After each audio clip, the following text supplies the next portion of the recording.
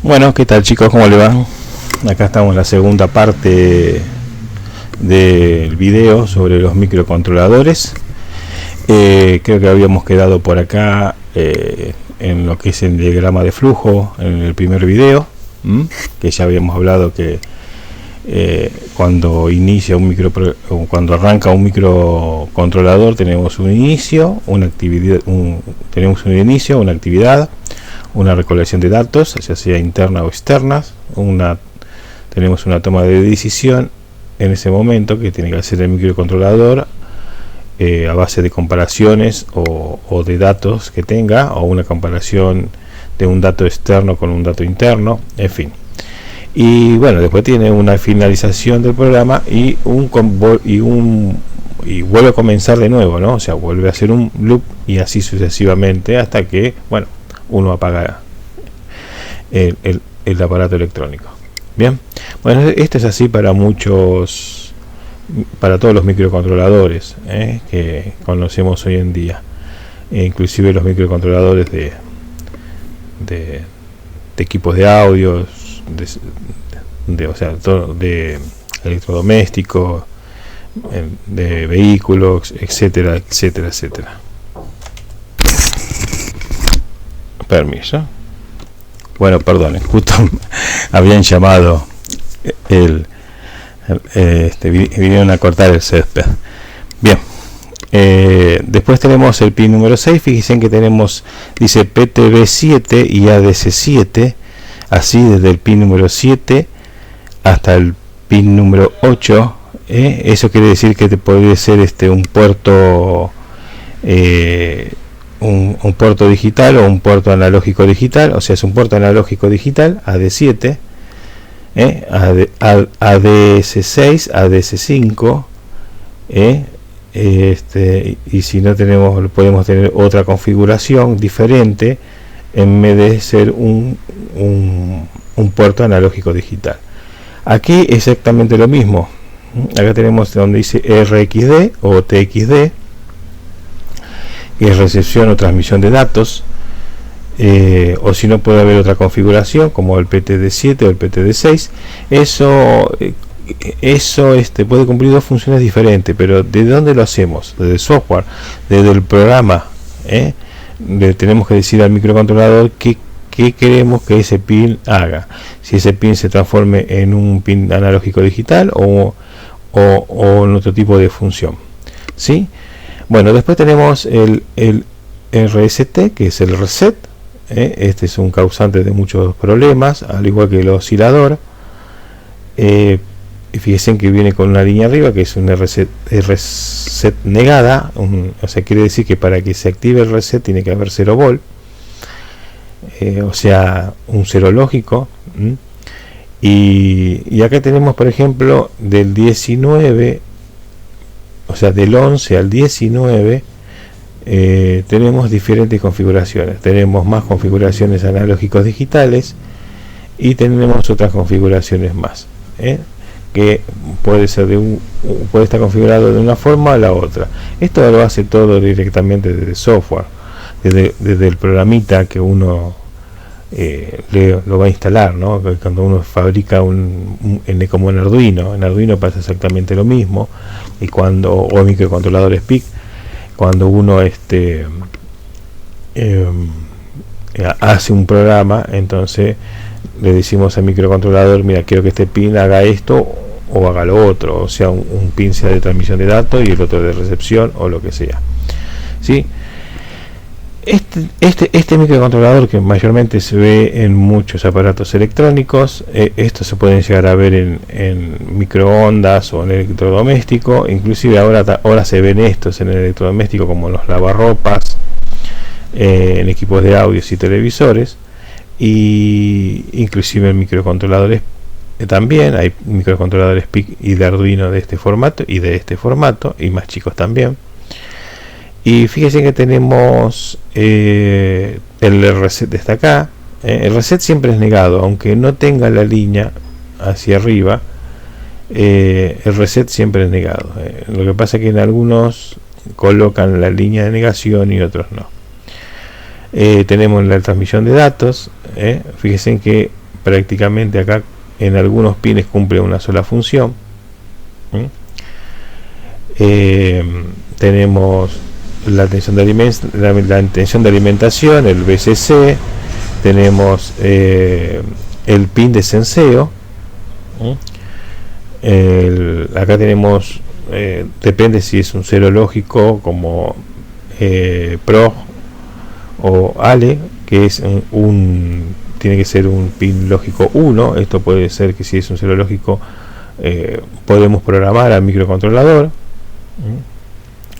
Fíjense que dice acá, dice tensión de programación. Si es un pin, como no está negado, lo que está negado es acá en esta función, así que tiene que decir que con un pin lógico 1, teniendo tensión en este terminal, que puede ser entre 5 o 3,3 volt, depende del datasheet, podemos programar al microcontrolador. Acá tenemos donde dice Xtal 1, Xtal 2. Este es el oscilador, que después vemos para qué función cumple el oscilador en un microcontrolador.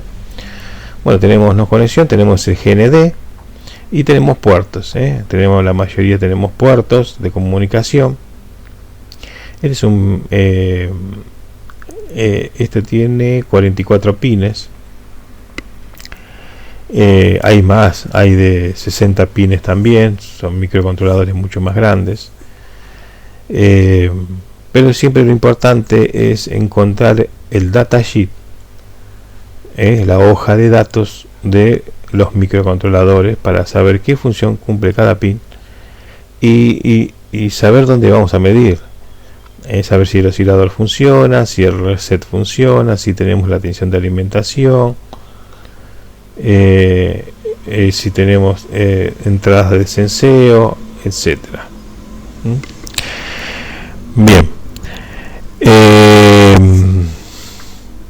por eso es interesante estudiar el datasheet de un microcontrolador con que vamos a trabajar, tanto como para armar un dispositivo, un aparato electrónico, o como para reparación. Entonces, para saber dónde estamos parados también a la hora de medición y saber si está funcionando o no. Bien, bueno, vamos a ver lo que viene en el siguiente. Bien,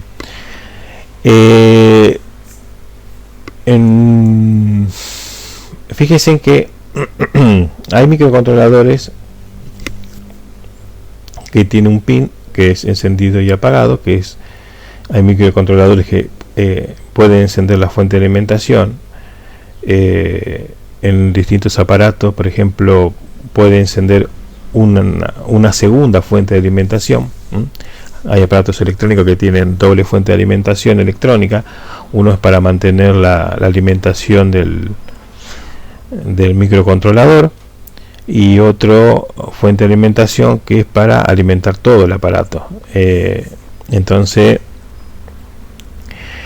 y hay otro aparatos electrónicos que tienen una fuente de alimentación sola, que lo único que hace es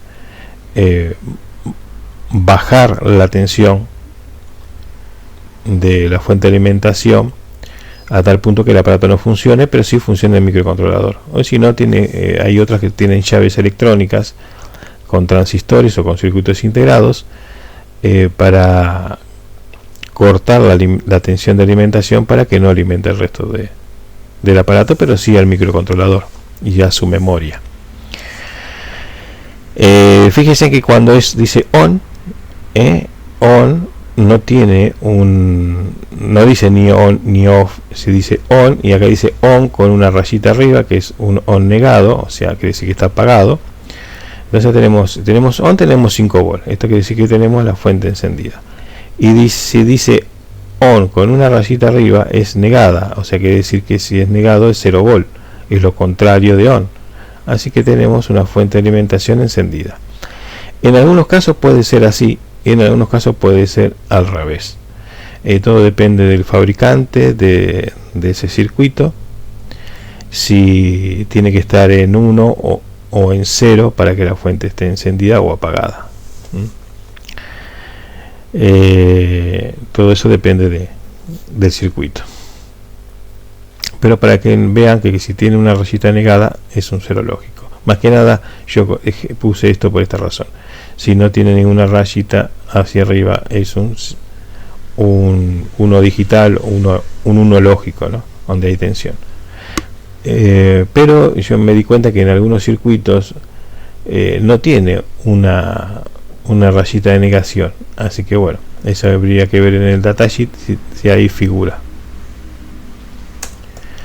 Bien, la fuente de alimentación, perfecto. Estas son las fuentes. Los microcontroladores necesitan una excelente fuente de alimentación. Fíjense que acá tenemos utilizan fuentes electrónicas, ya no se utilizan fuentes con transformadores convencionales, sino ya utilizan fuentes electrónicas y utilizan reguladores de tensión, ¿sí? Este es un regulador de tensión, lo cual tenemos una fuente switching, tenemos el capacitor filtrado y tenemos 5 volts, que es para alimentar a microcontroladores, y algunos funcionan con 3,3 volts.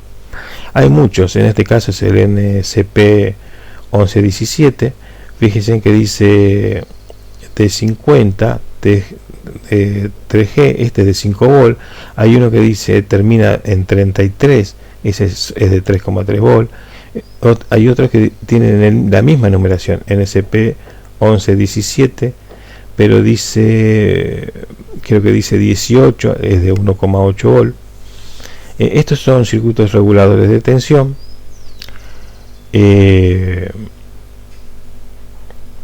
Son reguladores de tensión SMD. Estos capacitores de filtrado que están acá, que después los vamos viendo, son para filtrar los ripples lógicos, con sus armónicos. Y bueno, este es el filtrado de la fuente de alimentación. Algunos tienen una bobina que lo que hace es que por la conmutación rápida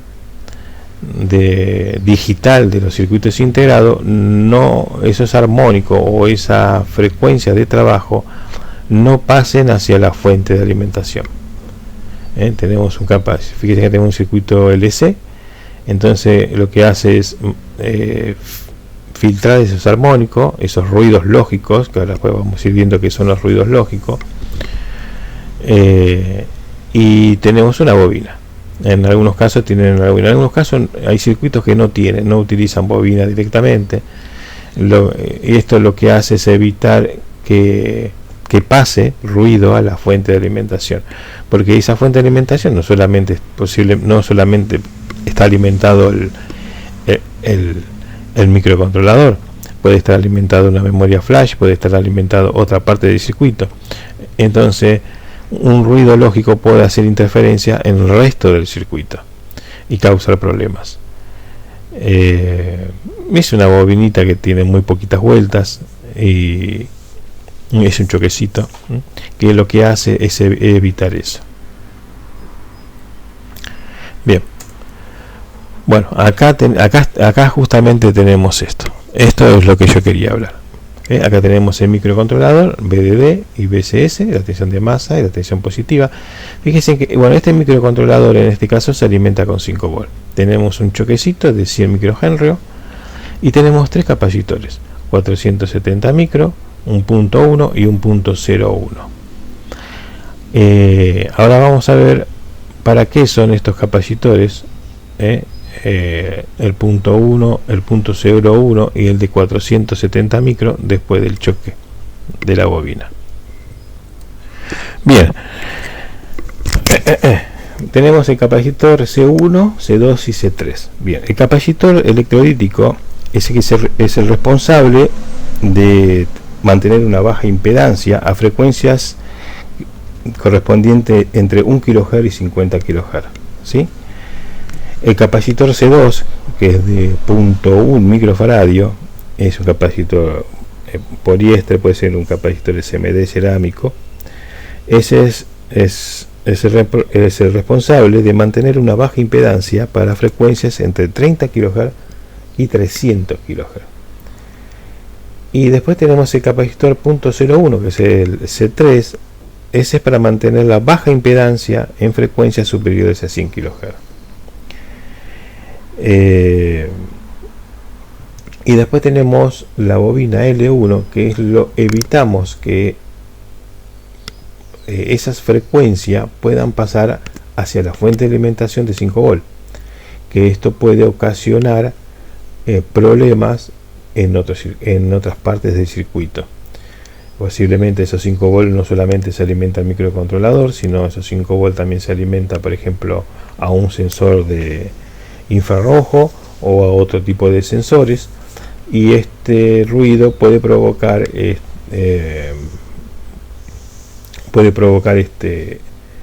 disparos o lecturas erróneas de sensores, solamente porque no tiene esa bobinita. En algunos casos, yo por ejemplo puedo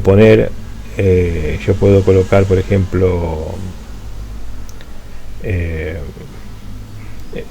poner una conexión directa, eliminar, o sea, hago un corto en la bobina y sigue funcionando. Sí, por supuesto, funciona, pero me puede producir errores o fallas extrañas que uno no figura en base de datos de fallas qué es lo que puede producir. ¿Sí? Puede andar muy bien, pero en un momento puede un sensor dar un dato erróneo y no se sabe el por qué, y es porque justamente esta bobinita está en corto, o porque se sacó y se puso un cablecito directo, se puso un alambrecito directo para reemplazarlo, ¿no? Y eso puede causar otros problemas. Eso evita que espurias de radiofrecuencias, espurias de frecuencias altas pasen hacia la fuente de alimentación. Inclusive las fuentes de alimentación exactamente tienen lo mismo. En las redes, en la parte de entrada de la línea de 220, antes de entrar al rectificador, tiene bobinas justamente para que las frecuencias altas de la fuente switching no pasen a la línea de alimentación, o viceversa, no entre tampoco ruidos de línea hacia la fuente switching. Tienen también circuitos LC justamente por esa razón.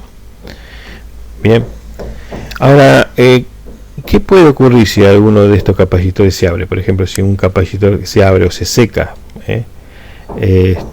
o el choque tiene espira en cortocircuito. Bueno, puede ocurrir que el más B tenga lo que se llama ruido lógico.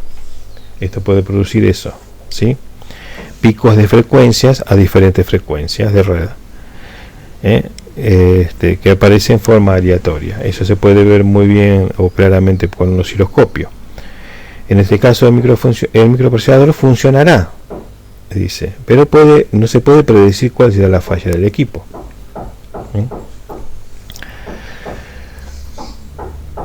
Que a su vez puede producir diferentes fallas en cualquier momento, no se sabe, pero en cualquier momento puede producir una de las fallas. Esas fallas extrañas que se producen pueden estar ocasionadas justamente por esto.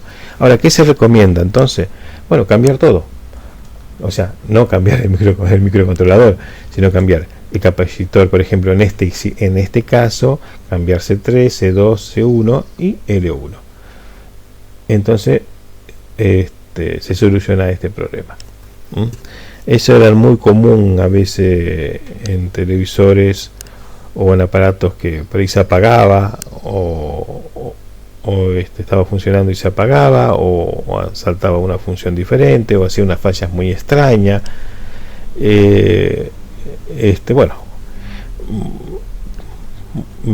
Prácticamente puede estar ocasionada en esto.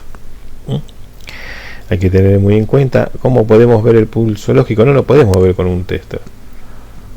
Ese es el problema. Sí, a través de un osciloscopio, pero bueno, en el caso de no tener osciloscopio, bueno, lo interesante es cambiar todo esto y poner componentes nuevos y listo. No es mucho gasto tampoco en ese sentido. Bien, acá fíjense que acá podemos observar la conmutación de los transistores. Los transistores Dentro de un microcontrolador, las compuertas lógicas están hechas de transistores, ya sea transistores MOSFET o transistores bipolares. Depende si es un CMOS o no. Prácticamente está hecho con tecnología CMOS por parte y una parte no. La diferencia entre un CMOS y un transistor bipolar, que el transistor bipolar la respuesta es mucho más rápida, en cambio hay un pequeño retardo en un MOSFET, pero el consumo en el MOSFET es mucho menor que en un transistor bipolar. Bien, fíjense que acá tenemos la llave cerrada, que I es igual a B por R, B dividido R. Fíjense que, por ejemplo, si nosotros tenemos la llave cerrada, tenemos una conducción entre colector y emisor, y tenemos una caída de 0,5 volt en el colector, o sea, tenemos una tensión de 0,5 volt en el colector, o sea que tenemos un cero lógico, ¿sí? ¿Por qué? Porque el transistor está conduciendo y toda la tensión de 5 volt que hay en el colector la deriva en masa, entonces tenemos 0 volt. Ahora,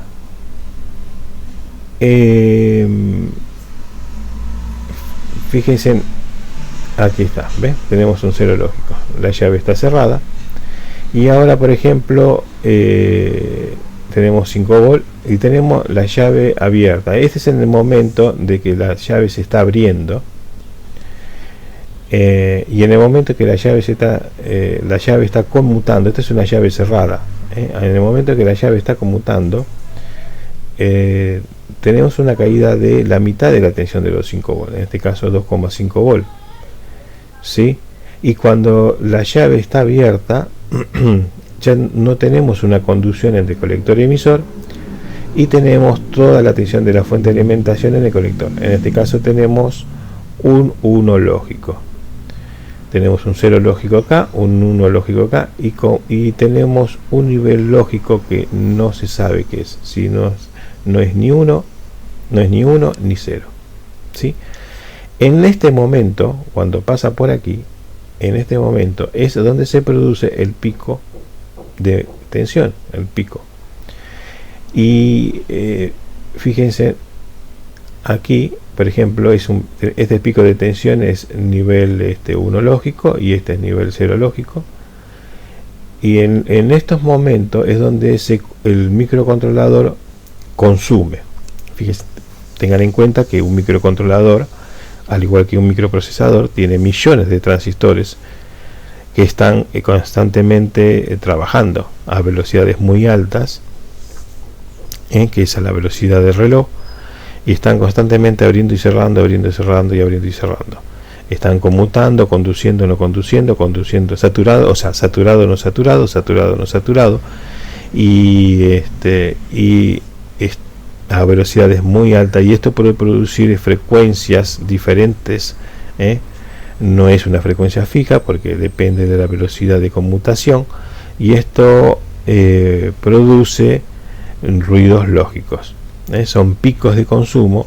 Así que una fuente de alimentación tiene que estar preparada para soportar picos bruscos de consumo y no consumo a velocidades muy altas.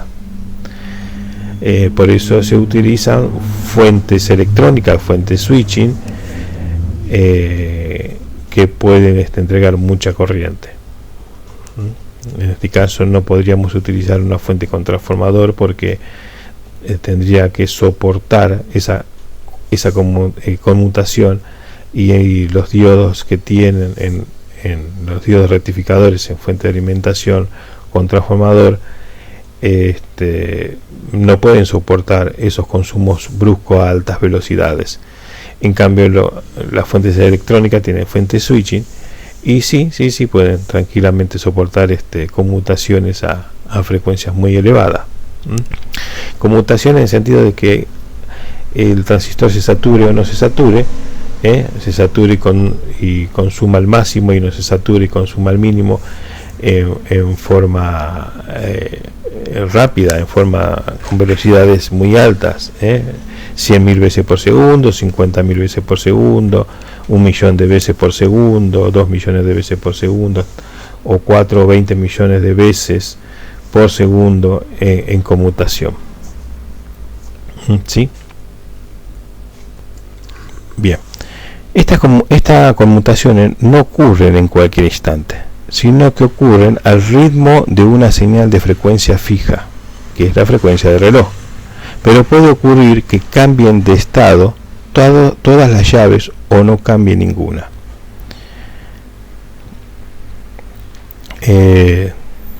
Esto significa que la fuente de alimentación de un microprocesador debe soportar picos de consumos en instantes, o sea, tiene que soportar picos de consumos e instantes de consumo casi nulo. O sea, momentos no hay consumo, picos de no consumo y picos de consumos.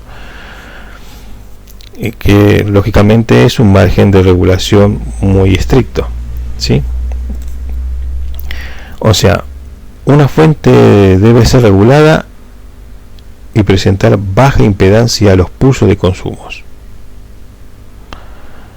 La regulación corre por parte de un circuito electrónico, pero la baja impedancia de los pulsos siempre se consigue con un juego de 3 o más capacitores, ubicados por lo general del lado del microprocesador. ¿Se acuerdan que habíamos visto que tenían 3 o más capacitores? Ustedes van a ver que si agarran una placa main o un mother, y donde hay un microcontrolador, tienen muchos capacitores SMD, seguramente de diferentes valores, porque el tamaño es diferente, y eso hace que filtre distintas frecuencias de pico de conmutación de los niveles lógicos. Yo le puedo sacar 1, 2 o 3 capacitores y sigue funcionando, pero en cualquier momento puede producir no se pueden filtrar, o sea, le estoy sacando las bajas impedancias a cierta frecuencia, y esto me puede acarrear algunas fallas muy extrañas, fallas rarísimas que puede producir un microcontrolador. Inclusive puede producir, por ejemplo, fallos en lecturas de sensores, que pueden estar ocasionadas ahí. Uno a veces se tira mucho a los sensores, revisa los sensores y ve que el sensor está bien, y puede estar ocasionado ahí. ¿Pueden fallar estos capacitores? Sí, fallan. Sí, porque estos capacitores lo que están filtrando son frecuencias, y al estar filtrando frecuencias, en un momento pueden o ponerse en corto. Bueno, si se pone en corto ya no recibe tensión de alimentación, directamente el microcontrolador no funciona, o se puede secar, se puede abrir y puede producir fallas extrañas. ¿En qué microcontroladores? En todos, ya sea en microcontroladores PIC, ya sea en microcontroladores de Arduino, ya sea en microcontroladores en televisores, en microcontroladores en equipo de audio, en electrodoméstico, en computadoras, que en microprocesadores pasa lo mismo. En microprocesadores pasa exactamente lo mismo. Fallas muy extrañas que puede tener un mother, y pueden ser causados por capacitores. Y los electrolíticos también entran en muchos problemas, porque los electrolíticos tienen que soportar cargas y descargas a niveles muy bruscos, a muy alta velocidad, y eso hace que los capacitores puedan terminar poniéndose en corto, o directamente puede ser que se terminen secando, ¿no? Se terminen dañando. Esto se recomienda poner capacitores nuevos. No tiene sentido, no sirve sacar un capacitor. Si estamos hablando de electrolítico, comprar capacitores nuevos. No se puede utilizar capacitores de descartes, o sea, sacar capacitores de placas de descarte para poder reparar. En capacitores electrolíticos hay que comprarlos nuevos. Y des en cuenta que si hay capacitores electrolíticos, que dice, bueno, yo tengo capacitores electrolíticos de hace que compré hace 5 años atrás, ya tendría que sospechar, porque esos capacitores electrolíticos pueden estar desvalorizados, porque al no usarse muchos años se desvalorizan. Esa era una veces de fallas típicas de las cámaras, que las filmadoras antiguamente se utilizaban una vez al año, que era cuando uno se iba de vacaciones, y cuando uno le iba a poner en marcha en primavera para ir preparando, no andaba, no funcionaba, y eran capacitores electrolíticos que se iban secando de no usarse, y había que cambiarlos. Y capacitores fijos sí se pueden, los capacitores convención fijos, los simples, y los que no tienen polaridad, los no electrolíticos, sí se puede sacar de algún descarte, se puede medir que esté bien antes que nada y utilizarlo, eso no habría problema, porque no tienen electrolito. Los electrolíticos tienen un líquido llamado electrolito, y pues justamente se llaman capacitores electrolíticos por esa razón. Y se seca ese electrolito y se desvaloriza. Bien, y en este caso se recomienda cambiar todo eso y revisar todo eso, en vez de estar midiendo uno por uno. Bueno, se cambian los capacitores y total, no son muchos, no son de altos costos, y se repara y el problema queda solucionado. Bien, igual el video lo voy a cortar hasta acá. Después haré un tercer video, ya dije por ahí tengo que hacer 3 o 4, pero bueno, para que vayan viendo. Ya les comenté por qué tienen que usar fuentes de alimentación electrónicas, y no fuentes de alimentación con transformadores, los microcontroladores de ahora. Ya les comenté sobre los picos lógicos, el consumo lógico. ¿Qué diferencia hay entre transistores y MOSFET en saturación, en saturado y no en corte y saturación? El transistor, la respuesta es mucho más rápida que el MOSFET, pero el MOSFET consume mucho menos. Esa es la diferencia. Así que tenemos una ventaja de un lado y una desventaja del otro, y una desventaja del otro y una ventaja del otro. Así que bueno, pero hay microcontroladores que implementan ambos, el MOSFET y el transistor. ¿Qué más? Y bueno, las fallas que pueden ocasionar cuando tenemos problemas de ripples lógicos, de ruidos lógicos. Bueno, después veremos un video. Vamos a seguir un poquito con esto, porque así creo que tengo un video que muestra ahí cómo se ve un ruido a través de un osciloscopio, y para que vayan teniendo idea. Y no sé si tengo un video de fallas que ocasiona un microcontrolador con este tipo de problema. Bueno, chicos, corto el video hasta acá, no lo quiero hacer tan largo para no aburrirnos. Y bueno, acuérdense en que en marzo empezamos los cursos presenciales en el aula de Lucas, electrónica desde cero. Dura 6 meses, una vez por semana, cada clase son 3 horas. El curso de Arduino, programación Arduino, en este caso se llama Arduino 101, dura 3 meses, una vez por semana, cada clase dura 3 horas. Los cursos se dictan sábados y domingos, y después va a haber módulo. Cualquier cosa, en el link de abajo está el blog del aula, de donde se dan los cursos. Bueno, les mando un abrazo, hasta el próximo curso, gracias por todo, nos vemos, bye bye.